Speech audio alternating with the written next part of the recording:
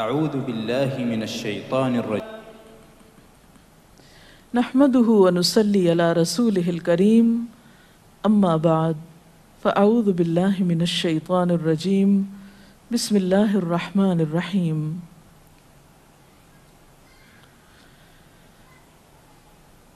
ایک پاکیزہ معاشرہ اسی وقت وجود میں آ سکتا ہے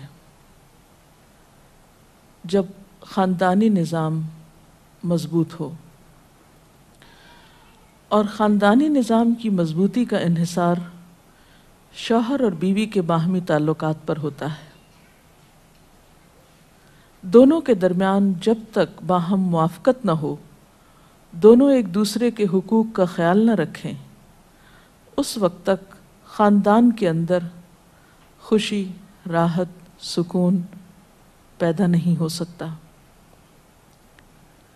تو آئیے ہم دیکھتے ہیں کہ اسلام شوہر اور بیوی کو ایک دوسرے کے حقوق کی ادائیگی کے لیے کیا حکم دیتا ہے۔ سب سے پہلے شوہر کی ذمہ داریوں پہ بات کریں گے اور عورت کے حقوق پر۔ قرآن پاک میں اللہ سبحانہ و تعالیٰ نے شوہر اور بیوی دونوں کو ایک دوسرے کا لباس بتایا ہے۔ ارشاد باری تعالیٰ ہے، ہن لباس لکم وانتم لباس لہن، وہ تمہارا لباس ہیں اور تم ان کا لباس ہو۔ اور لباس انسان کے لیے حفاظت، زیب و زینت اور سکون کا باعث ہوتا ہے۔ انسان اپنے لباس سے پہچانا جاتا ہے، انسان اپنے لباس کی کیئر کرتا ہے، اس کی حفاظت کرتا ہے، نگہداشت کرتا ہے، اس کے بارے میں کانشیس ہوتا ہے، اس سے غافل نہیں ہوتا، کیونکہ وہ اس کی شخصیت کو خوبصورت بناتا ہے، اور اگر لباس اچھا نہیں تو شخصیت داغدار ہو جاتی ہے۔ تو جس طرح لباس اور جسم کا باہم تعلق ہے، ایک مضبوط تعلق، قریبی تعلق، اسی طرح شوہر اور بیوی کا بھی باہم ایک مضبوط قریبی تعلق ہوتا ہے۔ اس لیے دونوں جب تک ایک دوسرے کے حقوق ادا نہ کریں، دونوں ایک دوسرے کا خیال نہ رکھیں، تو کوئی بھی خوشگوار خاندان جنم نہیں لے سکتا۔ تو آئیے دیکھتے ہیں کہ اس سلسلے میں اسلام کی تعلیمات کیا ہیں۔ سب سے پہلے شوہر کو یہ تلقین کی گئی کہ وہ بیوی کے ساتھ اچھا سلوک کرے۔ قرآن پاک میں اللہ تعالیٰ فرماتے ہیں، وَعَاشِرُوهُنَّ بِالْمَعْرُوفِ، اور ان عورتوں کے ساتھ معروف طریقے سے، بھلے طریقے سے زندگی بسر کرو۔ حجۃ الوداع کے موقع پر نبی صلی اللہ علیہ وسلم نے مردوں کو تلقین کرتے ہوئے فرمایا، لوگو سنو، عورتوں کے ساتھ اچھے سلوک سے پیش آؤ، کیونکہ وہ تمہارے پاس قیدیوں کی طرح ہیں۔ تمہیں ان کے ساتھ سختی کرنے کا کوئی حق نہیں سوائے اس صورت کے جب ان کی طرف سے کھلی ہوئی نافرمانی سامنے آئے۔ اسی طرح آپ نے اپنے اس خطبے میں یہ بھی فرمایا کہ دیکھو سنو، تمہارے کچھ حقوق تمہاری بیویوں پر ہیں اور تمہاری بیویوں کے کچھ حقوق تم پر ہیں۔ تمہارا حق ان پر یہ ہے کہ وہ تمہارے بستروں کو ان لوگوں سے نہ روندوائیں جن کو تم ناپسند کرتے ہو، اور تمہارے گھروں میں ایسے لوگوں کو نہ آنے دیں جن کا آنا تمہیں ناگوار ہو، اور سنو، ان کا تم پر یہ حق ہے کہ تم انہیں اچھا کھلاؤ اور اچھا پہناؤ۔ اسی طرح اسلام شوہر کو یہ حکم بھی دیتا ہے کہ وہ بیوی کے ساتھ خوشگمان رہے۔ اور اگر دیکھا جائے تو انسانی گمان اور انسانی سوچ انسان کے عمل کی بنیاد بنتی ہے۔ آپ کسی کے ساتھ بھی اچھا سلوک اسی وقت کر سکتے ہیں جب آپ اس کے بارے میں حسن ظن رکھتے ہوں، اس کے بارے میں اچھی سوچ رکھتے ہوں، اس کے لیے برا نہ چاہتے ہوں۔ اسی لیے ہم دیکھتے ہیں کہ قرآن پاک میں اللہ سبحانہ وتعالیٰ تنقین فرماتے ہیں کہ فَإِن كَرِهْتُمُوهُنَّ فَعَسَىٰ أَن تَكْرَهُوا شَيْئًا وَيَجْعَلَ اللَّهُ فِيهِ خَيْرًا كَثِيرًا، کہ اگر وہ تمہیں کسی وجہ سے ناپسند بھی ہوں تو ہو سکتا ہے کہ ایک چیز تمہیں پسند نہ ہو، مگر اللہ تعالیٰ نے اسی میں تمہارے لیے بہت کچھ بھلائی بنا رکھی ہو۔ اس مفہوم کو آپ صلی اللہ علیہ وسلم نے ایک حدیث میں یوں بیان کیا ہے کہ کوئی مومن اپنی مومنہ بیوی سے نفرت نہ کرے، اگر بیوی کی کوئی عادت اس کو پسند نہیں تو ہو سکتا ہے کوئی دوسری خصلت اس کو پسند آ جائے۔ اسی طرح بیوی کے ساتھ عفو درگزر کی روش اختیار کرنے کا بھی حکم دیا گیا ہے، کیونکہ گھر میں 100 معاملات ایسے ہو سکتے ہیں جن میں دونوں کو ایک دوسرے سے اختلاف ہو، یا ایک دوسرے کی کوئی بات ناپسند ہو، یا ایک دوسرے کی طرف سے کچھ زیادتی ہو۔ تو ایسی صورت میں جب تک معاف کرنے کی روش پر عمل نہ کیا جائے بہتری نہیں ہو سکتی، کیونکہ انسان تو خطا کا پتلا ہے، غلطی تو اس سے ہوگی۔ اس لیے قرآن پاک میں خاص طور پر اہل ایمان کو حکم ہے، یا ایھا الذین آمنوا ان من ازواجکم و اولادکم عدوا لکم، اے لوگو جو ایمان لائے ہو، تمہاری بعض بیویاں اور اولاد تمہارے دشمن ہو سکتے ہیں، فاحذروہم، ان سے محتاط رہو، وَإِن تَعْفُوا وَتَصْفَحُوا وَتَغْفِرُوا فَإِنَّ اللَّهَ غَفُورٌ رَحِيمٌ، پھر اگر تم معاف کر دو، بخش دو، عفو درگزر سے کام لو، تو بے شک اللہ تعالیٰ بھی غفور الرحیم ہے۔ معاف کرنے کے لیے یہاں پر 3 الفاظ ایک جگہ پر استعمال ہوئے ہیں، تعفو، تصفحو، تغفرو۔ اس سے آپ اندازہ لگا سکتے ہیں کہ کس قدر تاکید ہے معاف کرنے کی، اور ایک اچھا گھرانہ معاف کیے بغیر ایک دوسرے کو وجود میں آ ہی نہیں سکتا۔ نبی صلی اللہ علیہ وسلم نے خاص طور پر عورت کے ساتھ اچھے سلوک کی تلقین کرتے ہوئے فرمایا، عورتوں کے ساتھ اچھا سلوک کرو، عورت پسلی سے پیدا کی گئی ہے، اور پسلیوں میں سب سے زیادہ اوپر کا حصہ ٹیڑھا ہے، اس کو سیدھا کرو گے تو ٹوٹ جائے گی، چھوڑ دو گے تو ٹیڑھی رہے گی، بس عورتوں کے ساتھ اچھا سلوک کرو۔ بعض اوقات یہ سمجھا جاتا ہے کہ اس میں شاید عورتوں کی توہین کی گئی، نہیں، اس میں عورت کی فطرت کو بتایا گیا ہے کہ اس کے اندر ایک خاص طرح کے جذبات اللہ تعالیٰ نے پیدا کیے ہیں۔ مرد عموماً زیادہ عقل سے کام لیتے ہیں جبکہ عورت جذبات سے کام لیتی ہے، تو مرد اپنی سوچ کے مطابق عورت سے معاملہ نہ کرے، بلکہ عورت کی پوزیشن کو دیکھتے ہوئے، اس کے جذبات کو دیکھتے ہوئے اس سے معاملہ کرے اور حسن سلوک کرے، تو خاندانی زندگی زیادہ خوشگوار ہو سکتی ہے۔ پھر اسی طرح بیوی کے ساتھ خوش اخلاقی کا برتاؤ کرنے کا حکم دیا گیا۔ آپ صلی اللہ علیہ وسلم نے فرمایا، کامل ایمان والے مومن وہ ہیں جو اپنے اخلاق میں سب سے اچھے ہیں، اور تم میں سب سے اچھے لوگ وہ ہیں جو اپنی بیویوں کے حق میں سب سے اچھے ہیں۔ ہمارے ہاں تو اس شخص کو زن مرید کہا جاتا ہے جو بیوی کے ساتھ اچھا سلوک کرتا ہو، حالانکہ اللہ کے رسول صلی اللہ علیہ وسلم کے نزدیک سب سے اچھا مومن وہ ہے جو بیوی کے حق میں خوش اخلاقی برتتا ہے۔ یعنی کسی انسان کی خوش اخلاقی کا ثبوت اس سے نہیں دیا جائے گا کہ وہ اپنے گھر سے باہر کس کے ساتھ کیسا ہے، بلکہ یہ دیکھا جائے گا کہ وہ گھر کے اندر کیسا سلوک کر رہا ہے اپنے قریب ترین انسان کے ساتھ۔ حضرت عائشہ رضی اللہ تعالیٰ عنہا فرماتی ہیں کہ میں نبی صلی اللہ علیہ وسلم کے ہاں گڑیوں سے کھیلا کرتی تھی، میری سہیلیاں بھی میرے ساتھ کھیلتی، جب نبی صلی اللہ علیہ وسلم تشریف لاتے تو سب ادھر ادھر چھپ جاتی، آپ ڈھونڈ ڈھونڈ کر ایک ایک کو میرے پاس بھیجتے تاکہ وہ میرے ساتھ کھیلیں۔ اس سے آپ اندازہ لگا سکتے ہیں کہ آپ صلی اللہ علیہ وسلم کا اپنے ازواج مطہرات کے ساتھ کیسا سلوک تھا، کیسا معاملہ تھا، اور وہ ان کے جذبات کا کس قدر خیال رکھتے تھے۔ اسی طرح شوہر کی ذمہ داریوں میں سے یہ ذمہ داری بھی ہے کہ وہ بیوی کو خوش دلی سے نان نفقہ دے، اس کی ضروریات پوری کرے۔ اس سے نہ صرف یہ کہ دنیاوی اعتبار سے وہ اپنی ذمہ داری پوری کرے گا، بلکہ آخرت کے اعتبار سے بھی وہ بہترین اجر و ثواب کا مستحق ہوگا۔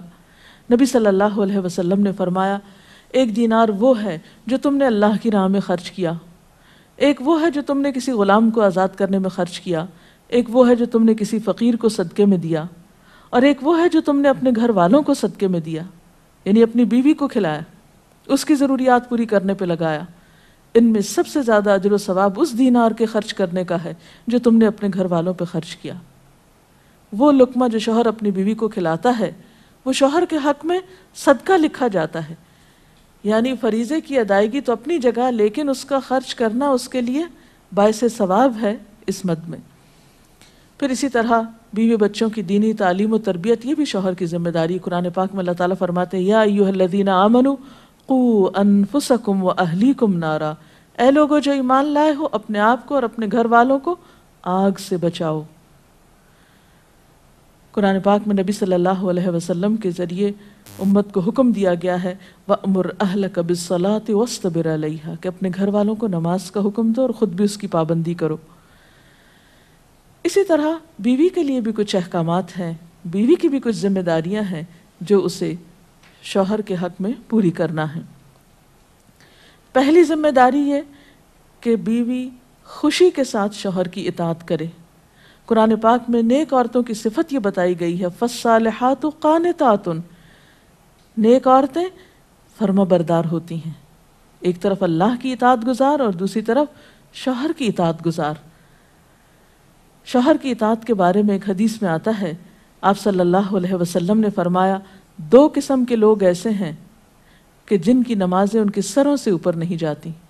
ایک وہ غلام جو اپنے آقا سے بھاگ جائے جب تک کہ واپس نہ آئے، اور دوسرے وہ بیوی جو اپنے شوہر کی نافرمانی کرے جب تک کہ نافرمانی سے باز نہ آ جائے. یہاں تک حکم ہے کہ بیوی شوہر کے معاملے میں کسی دوسرے کی بات نہ مانے. یعنی شادی کے بعد ایک عورت جب شوہر کے گھر چلی جاتی ہے تو پھر شوہر کا حق سب سے بڑا ہو جاتا ہے. بعض اوقات ہمارے معاشرے میں ایک طرف شوہر کچھ کہتا ہے، دوسری طرف والدین کچھ کہتے ہیں، تیسری طرف کسی اور کا مشورہ کچھ ہوتا ہے، عورت بیچاری بیچ میں پس جاتی ہے. ایسے موقع پر عورت کے لیے کیا لازم ہے، اس کی پرائرٹی کیا ہوگی کہ وہ اپنے شوہر کی بات مانے. عورت کی دوسری بڑی ذمہ داری اپنی آبرو اور عزت و عصمت کی حفاظت ہے. عورت کوئی ایسا کام نہ کرے جس سے اس کی عفت و عصمت پر کچھ حرف آئے. ازدواجی زندگی کی خوشی کا راز باہم ایک دوسرے پر اعتماد ہے. اگر کوئی بھی ایسا کام عورت کرتی ہے جس سے شوہر کے دل میں شک ہو جاتا ہے، اعتماد ختم ہو جاتا ہے، تو اس سے ازدواجی زندگی کی خوشیاں ختم ہو جاتی. یہ اعتماد بے حد ضروری ہے اور اس کے لیے اپنی عزت عصمت کی خصوصی حفاظت. نبی صلی اللہ علیہ وسلم نے فرمایا عورت جب 5 وقت کی نماز پڑھے، اپنی آبرو کی حفاظت کرے، اپنے شوہر کی فرما بردار رہے تو وہ جنت کے جس دروازے سے چاہے داخل ہو جائے. اسی لیے شوہر کی اجازت اور مرضی کے بغیر گھر سے بھی نہیں نکلنا چاہیے. حضرت معاذ بن جبل کہتے ہیں کہ نبی صلی اللہ علیہ وسلم نے فرمایا خدا پر ایمان رکھنے والی عورت کے لیے جائز نہیں کہ وہ اپنے شوہر کے گھر میں کسی ایسے کو آنے دے جس کا آنا شوہر کو پسند نہ ہو، اور وہ ایسی صورت میں گھر سے نکلے جب اس کا نکلنا شوہر کو پسند نہ ہو. اطاعت کے علاوہ شوہر کو خوش رکھنا یہ بھی بے حد ضروری ہے.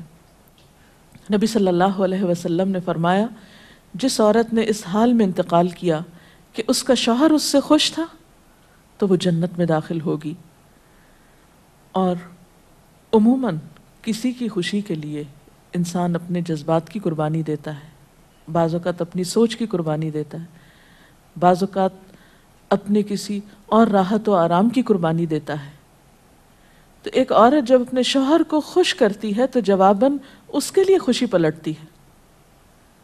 اس لیے گھریلو زندگی کی خوشی کا انحصار اسی بات پر ہے کہ دونوں ایک دوسرے کے لیے قربانی کے جذبات رکھتے ہوں، ایک دوسرے کے لیے رحمت اور ایک دوسرے کے لیے مودت کا ذریعہ ہوں. جیسا کہ قرآن پاک میں شادی کا مقصد ہی یہ بتایا گیا کہ دونوں کے درمیان باہم مودت اور رحمت کے جذبات ہوں، ایک دوسرے کے لیے سکون کا باعث ہوں، تاکہ انسانی زندگی بہترین طریقے پر رواں دواں رہے. اسی طرح شوہر سے محبت کا اظہار کرنا، اس کے ساتھ وفادار رہنا، اس کا احسان ماننا یہ بھی بے حد ضروری ہے. حضرت اسماء کہتی ہیں کہ ایک بار نبی صلی اللہ علیہ وسلم میرے پاس سے گزرے، میں اپنی سہیلیوں کے ساتھ تھی. آپ نے ہمیں سلام کیا اور ارشاد فرمایا تم پر جن کا احسان ہے ان کی ناشکری سے بچو.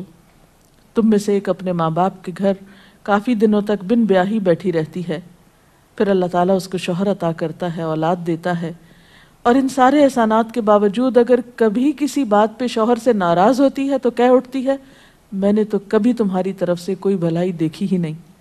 تو یہ جملہ ناشکری کا جملہ ہے جو عورت کو نہیں بولنا چاہیے. قیامت کے دن اللہ تعالیٰ اس عورت کی طرف نظر رحمت اٹھا کر نہیں دیکھے گا جو شوہر کی ناشکری ہوگی۔ اور آخری بات یہ کہ عورت کے اوپر لازم ہے کہ وہ اپنے گھر بار، مال و اسباب اور اپنی ذمہ داریوں میں شوہر کی مددگار رہے، شوہر کی وفادار رہے۔ آپ صلی اللہ علیہ وسلم نے فرمایا قریش کی عورتیں کتنی اچھی عورتیں ہیں جو بچوں پہ بہت مہربان اور شوہر کے گھر بار کی حفاظت کرنے والی ہیں۔ آپ صلی اللہ علیہ وسلم نے ایک اچھی عورت کی خوبیاں بیان کرتے ہوئے فرمایا مومن کے لیے خوف خدا کے بعد سب سے مفید اور باعث خیر نعمت نیک بیوی ہے۔ اور نیک بیوی کون؟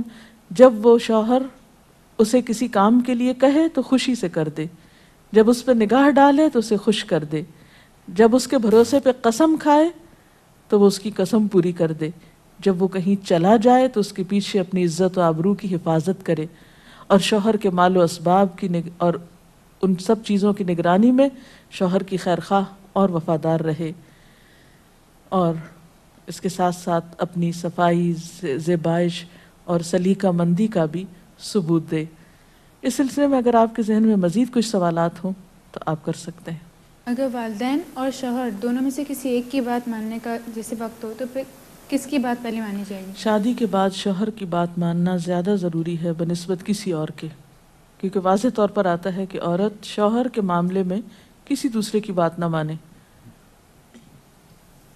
اگر شوہر کوئی ایسا حکم دے جو کہ شریعت کے خلاف ہو تو کیا اس کو حکم ماننا چاہیے؟ شریعت دین کے خلاف یہ تو ایک اصول ہے، لا طاعت لمخلوق فی معصیت الخالق، کہ کسی مخلوق کی یعنی کسی انسان کی اطاعت جائز ہی نہیں جہاں اللہ کی نافرمانی ہو رہی ہو۔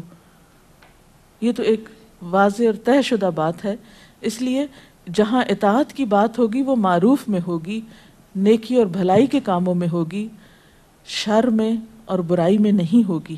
اگر کسی کا شوہر ناراض اس کا انتقال ہو جائے، وہ ناراض ہو اس کا انتقال ہو جائے، ایسی بیوی کیا کرے؟ بعد میں شوہر کے لیے دعا مغفرت کرے، اس کی طرف سے صدقہ خیرات کرے تو انشاءاللہ اللہ تعالیٰ معاف کرنے والا ہے۔ ڈاکٹر صاحبہ، اگر ایک پارٹنر اپنے حقوق، اپنے فرائض پورے کرتا ہے لیکن دوسرا جو ہے وہ نہیں کر رہا، تو اس صورت میں پھر کیا رویہ ہونا چاہیے؟ اس میں یہ کہ حسن سلوک کے ساتھ دوسرے شخص کو توجہ دلانی چاہیے کہ وہ اپنے حقوق پورے کرے، کیونکہ تالی دونوں ہاتھوں سے بجتی ہے۔ ایک شخص کب تک اچھا سلوک کر سکتا ہے اگر دوسری طرف سے اچھا سلوک نہ ہو؟ لیکن یہ یاد رکھیے کہ انسان بد اخلاقی کے ساتھ نہ کسی کا دل جیت سکتا ہے، زور زبردستی کے ساتھ کسی سے اپنے حقوق نہیں منوا سکتا۔ وقتی طور پہ ہو سکتا ہے کوئی پریشرائز ہو جائے، لیکن کسی کے دل میں اپنی جگہ نفرت یا سختی سے نہیں بنائی جا سکتی، محبت کے ساتھ ہی بنتی ہے۔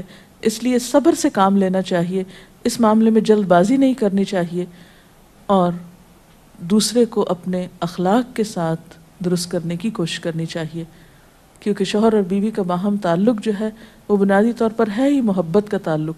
اگر شوہر دینی تعلیم کو اہمیت نہیں دیتا لیکن بیوی اسے حاصل کرنا چاہتی ہے تو ایسے میں بیوی کو کیا کرنا چاہیے؟ اب دیکھیے کہ دین کی تعلیم تو یہی ہے کہ طلب العلم فریضۃ علی کل مسلم، علم حاصل کرنا ہر مسلمان پر فرض ہے۔